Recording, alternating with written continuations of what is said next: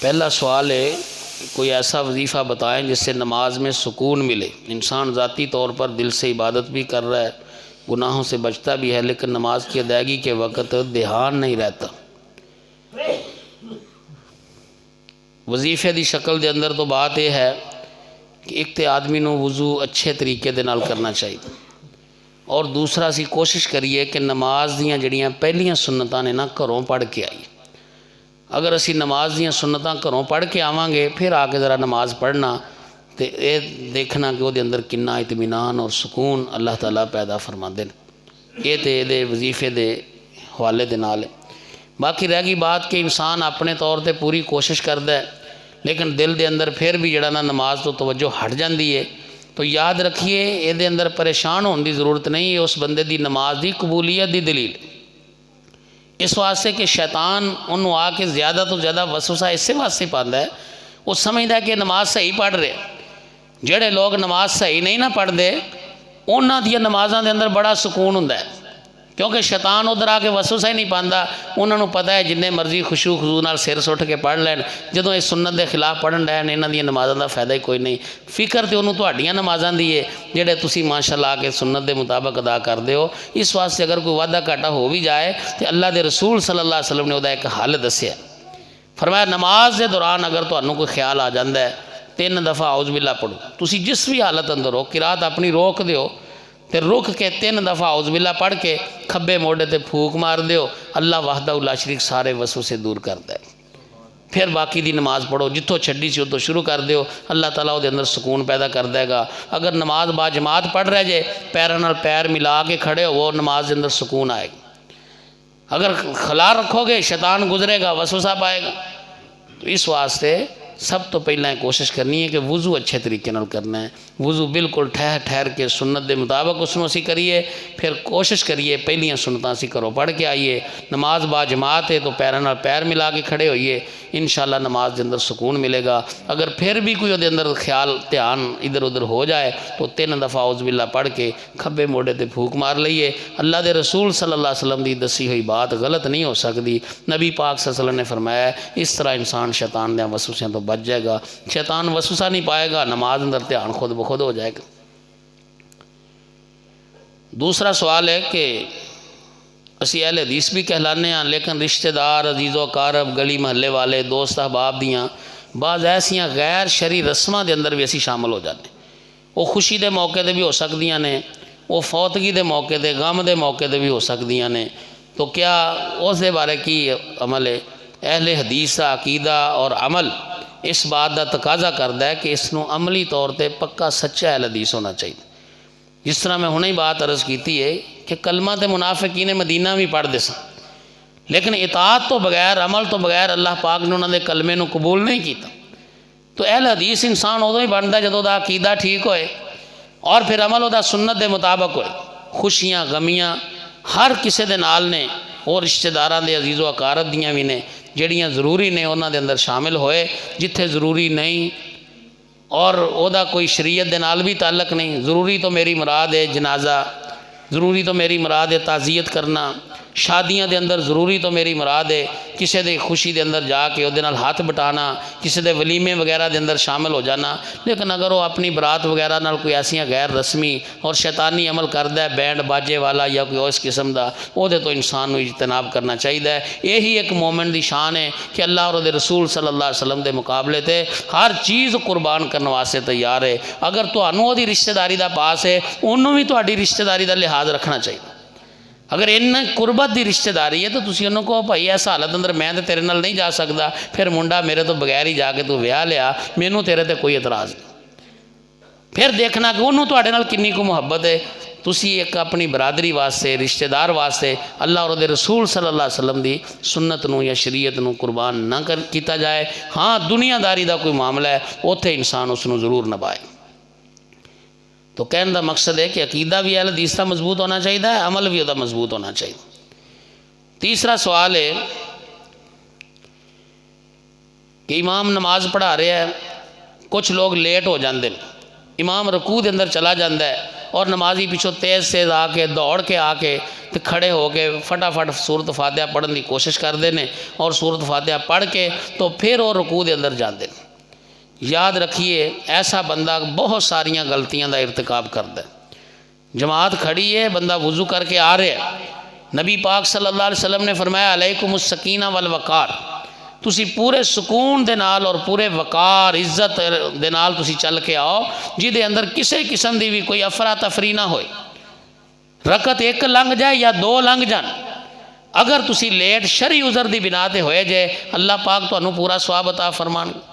تو جی سستی دی وجہ تو ہو گیا جائے تو پھر بھی جنہ لیٹ ہو گیا انہیں ثواب دے اندر تے کمی ہو ہی جانی، لیکن جنی نماز دے اندر تسی آئے ہو سکون اور وقار دے نال تو انہوں چل دیا ہوئے آنا چاہیے، دوڑ کے جماعت دے نال شامل نہیں ہونا چاہیے۔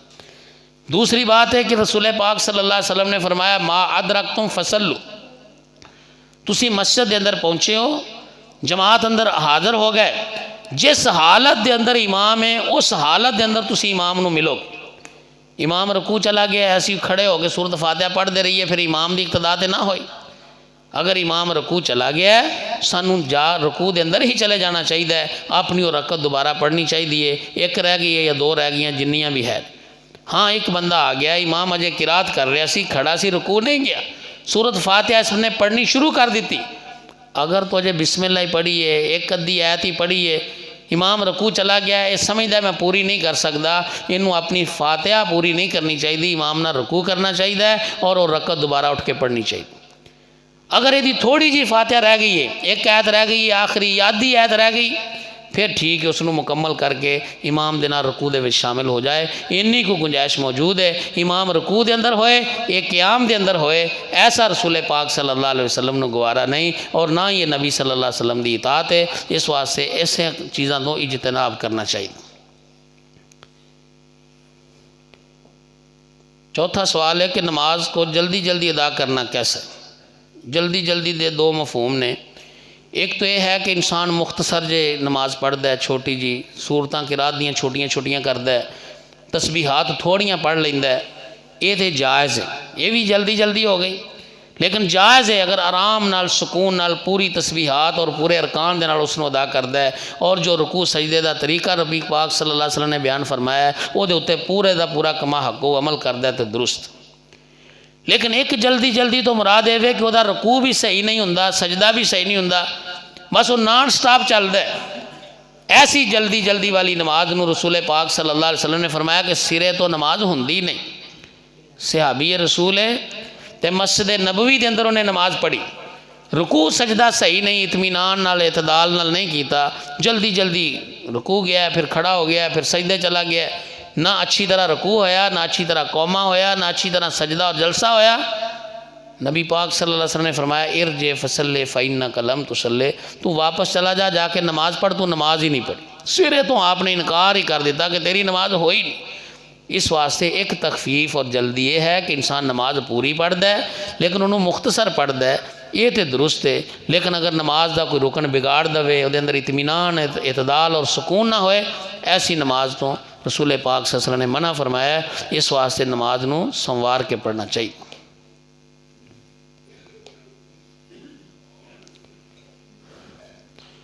سوال ہے کہ سارے دوستان دے سامنے کھڑے ہو کے تے رفع الیدین کرن دا طریقہ اور ہاتھ بنن دا طریقہ دس۔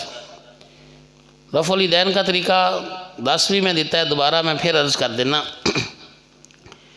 رسول پاک صلی اللہ علیہ وسلم دے کولوں حدیث کے اندر ہاتھ بنن دے 3 طریقے ثابت نے۔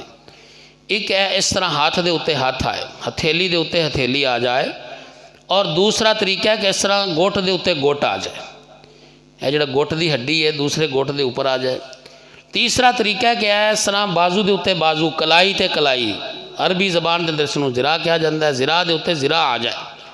انہاں 3 طریقیاں دے وچوں انسان جس طریقے نال بھی ہاتھ رکھ لے پھر انہاں نوں اپنے سینے دے اتے برن، اور سینہ اسناف تو اوپر جنہ بھی حصہ ہے سارے دا سارا سینہ کہلاندا ہے۔ ساڈے بعض دوست اس طرح کر کے وہ گلے دے نال لگا لیندے نے، یہ مبالغہ کردے نے، اس طرح نہیں کرنا چاہیے۔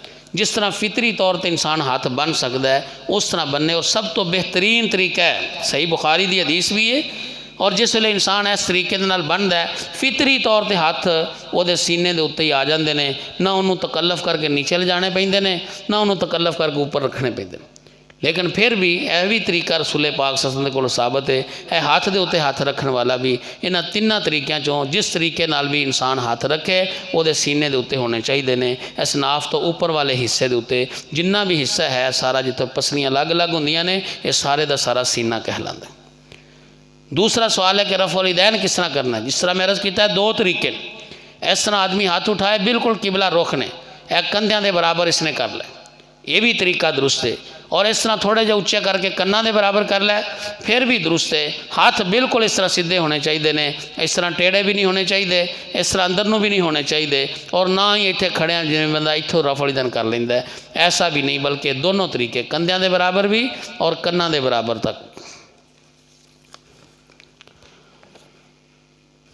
ایک سوال ہے کہ گرمی اور سردی میں نماز جمعہ کا وقت کیا ہونا چاہیے؟ رسول پاک صلی اللہ علیہ وسلم دے صحابہ گرمیاں دے اندر بھی جمعہ اس اعتبار نال پڑھ دے سن کہ اسی جمعہ پڑھ کے واپس آ جاندے تے گرمی بڑی ہوندی تے اسی تلاش کردے ساں کہ کسی دیوار دا، کسی ٹیلے دا، کسی عمارت دا کوئی نہ کوئی تھوڑا جا سایہ ہو جائے تے اسی سائے دے اندر چلیے تاکہ کوئی تھوڑی جی گرمی دی تلخی جڑی نہ کٹ جائے۔ تو یہ دا مطلب ہے کہ جلدی پڑھ لینا چاہیے زوال تو بعد اجے اتنا ٹائم کہ جہدے نال آدمی نو اجے سایہ تلاش کرنا پیندا، تو جس اعتبار نال اسی اج کل پڑھنے ہو تو سایہ بہت زیادہ ہو جاتا ہے۔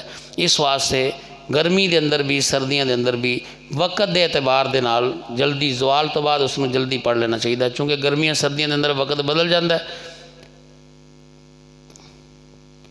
ایک سوال ہے کہ قسطوں پر اشیاء خریدنی چاہیے یا نہیں چاہیے؟ یاد رکھیے کہ ساڑھے ہاں ایک بہت بڑا ایک کاروبار اور ایک نیٹ ورک چل رہا ہے کہ لوگ چیز فروخت کرتے ہیں قسطاں دے اوتے، اور وہ قیمت عام مارکیٹ نالوں زیادہ ہوندی۔ اگر اس نو نقد خریدیا جائے تو وہ قیمت اور ہے، اگر ادھار خریدیا جائے قسطاں دے تو قیمت اور ہے۔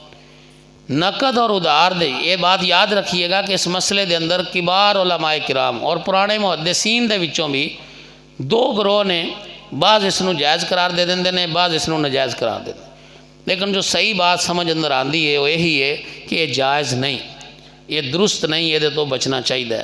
اگر نقد اور ادھار قیمت دا فرق آ جائے تو پھر قسطاں والی اور ادھار چیز تو بچنا چاہیے۔ اگر قیمت ایک ہی ہوئے پھر جیسے ادھار کرنا جائز ہے وہ قسطاں دے اندر کرنا بھی جائز، تو قیمت دے نقد اور ادھار دے فرق دے نال چیز خریدنی جڑی ہے وہ منع ہے۔ سنن نسائی دے اندر واضح طور تے حدیث موجود ہے، نبی کریم صلی اللہ علیہ وسلم نے فرمایا ایک سودے دے اندر 2 سودے نہیں ہونے چاہیے، ایک بیع دے اندر 2 بیعاں نہیں ہونیاں چاہیے، اور خود ہی وہ تشریح امام نسائی رحمہ اللہ نے فرمائی ہے کہ یہ تو مراد ہے نقد اور ادھار دی قیمت دا فرق۔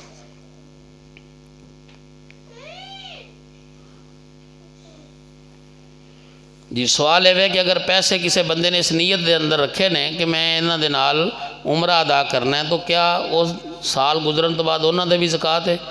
جی ہاں انہاں دے بھی زکوٰۃ ہے، اس واسطے کہ وہ اجے وقف نہیں ہوئے۔ انسان دی نیت ہے کہ بھی جدو عمرے تے جاواں گا انہاں وچ یہ بھی پیسے خرچ کراں گا، اگر بیت المال ہوئے وقف ہوئے جس طرح کہ مدرسیاں دا مسجداں دا فنڈ ہے انہاں دے اوتے زکوٰۃ نہیں ہوندی کیونکہ وقف ہو چکے، لیکن عمرے والے پیسے اجے وقف نہیں ہوئے، اگر ضرورت پئی تو اس بندے نے اپنی ضرورت واسطے خرچ بھی کر لینے نے، اس واسطے انہاں دی زکوٰۃ ادا کرنی چاہیے۔ زکوٰۃ دی برکت نال اللہ تعالیٰ اور زیادہ دے دے گا، ہو سکتا ہے اللہ تعالیٰ انہوں جڑا نا عمرے دی بجائے حج واسطے پیسے مہیا فرما دے، تو اس واسطے وہ زکوٰۃ دینی چاہیے۔ ایک آخری سوال ہے کہ کیا بغیر وضو تو اذان دیتی جا سکتی؟ جی وضو کر کے اذان کہنی چاہیے، اذان بھی ایک عبادت ہے، لیکن اگر کوئی ایسا مسئلہ ہوئے تو وضو تو بغیر اذان ہو سکتی۔ اگر کوئی مؤذن بغیر وضو تو اذان کہہ دے وہ دی اذان بالکل جائز ہے، درست ہے، اور انہوں کوئی گناہ نہیں، اس واسطے ایسے مؤذن ہوتے اعتراض نہیں کرنا چاہیے، نہ ایسی نماز دے بارے انسان نو شکوک و شبہات دا کوئی شبہ کرنا چاہیے۔ ایک پاسے اسی اعتراض کرنے ہیں جی بغیر وضو تو مؤذن نے اذان کیوں کہہ دیتی ہے، ادھروں غریب وضو کردہ ہوئے گا پھر کہیں گے لیٹ کیوں کر دیتی ہے، وہ تو بیچارہ پریشانی دے اندر پھنسیا رہتا ہے۔ تو نماز بغیر وضو تو نہیں ہوندی، اذان بغیر وضو تو ہو جاتی۔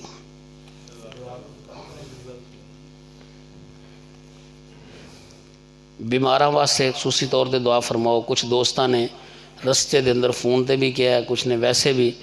تو جننے بھی بیمار نے سب واسطے دعا فرماؤ، اللہ تعالیٰ سب نو شفا عطا فرمائے۔ جو پریشان نے اللہ تعالیٰ سب دیاں پریشانیاں دور فرمائے۔ جو مسلمان فوت ہو چکے نے اللہ تعالیٰ انہاں دی بخشش فرمائے۔ جو بے اولاد نے اللہ تعالیٰ انہاں نو نیک صالح نرینہ اولاد عطا فرمائے۔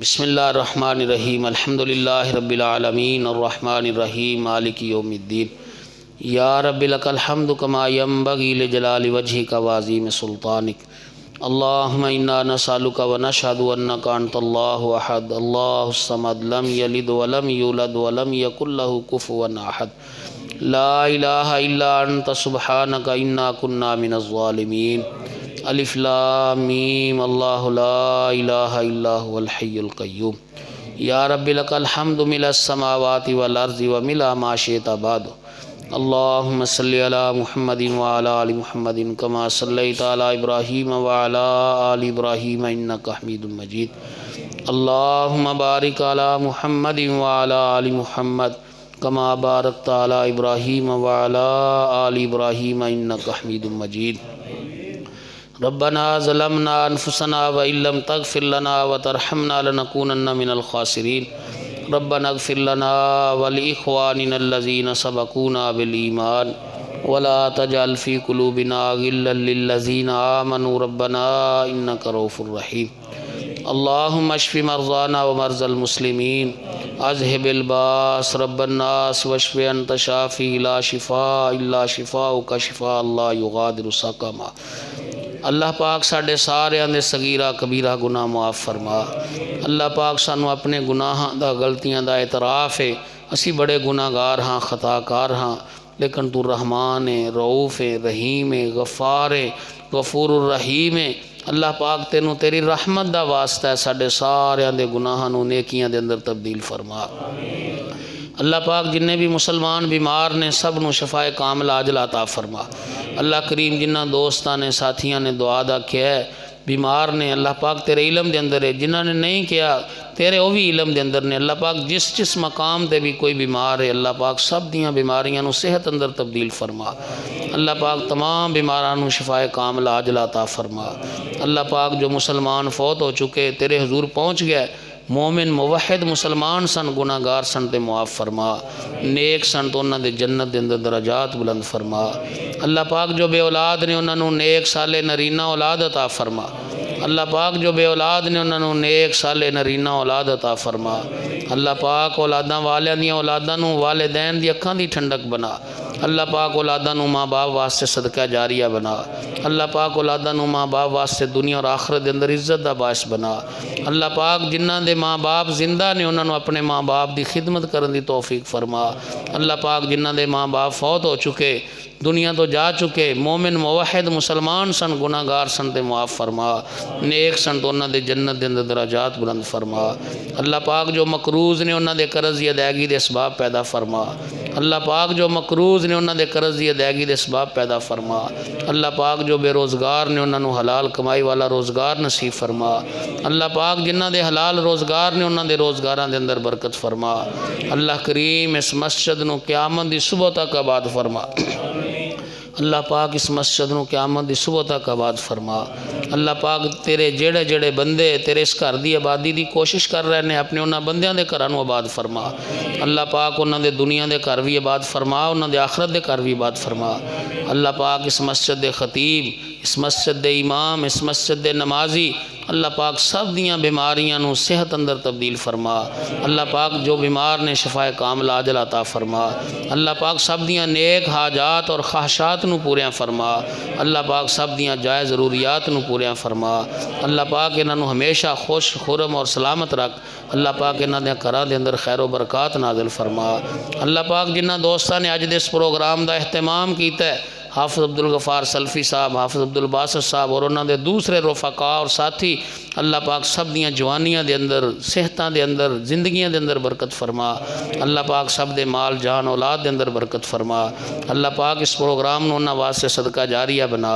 اللہ کریم انہاں دی حسنات اندر اس نو شامل فرما۔ اللہ پاک اس پروگرام نو ساڈے سارے دے عقیدے اور عمل دی اصلاح دا باعث بنا۔ اللہ پاک ساڈے سارے دی دنیا بھی بہتر فرما اور آخرت بھی بہتر فرما۔ اللہ پاک جو عرضاں کیتیاں نے قبول فرما، جو نہیں کر سکے تیرے ارادے دے اندر ساڈے حق دے اندر بہتر نے اللہ پاک وہ بھی ساریاں پوریاں فرما۔ ربنا حب لنا من ازواجنا وذریاتنا قرۃ اعین واجعلنا للمتقین اماما۔ اللہم اغفر لنا ولوالدینا ولاساتذتنا ولرفقائنا ولاحبائنا وللمؤمنین والمؤمنات۔ اللہم ارحمنا ووالدینا واساتذتنا ورفقائنا واحبائنا والمؤمنین والمؤمنات۔ ربنا حب لنا من ازواجنا وذریاتنا قرۃ اعین واجعلنا للمتقین اماما۔ ربنا آتنا فی الدنیا حسنۃ وفی الآخرۃ حسنۃ وقنا عذاب النار۔ ربنا تقبل منا انک انت السمیع العلیم وتب علینا انک انت التواب الرحیم۔ وصلی اللہ تعالی علی خیر خلقہ محمد وآلہ واصحابہ اجمعین برحمتک یا ارحم الراحمین۔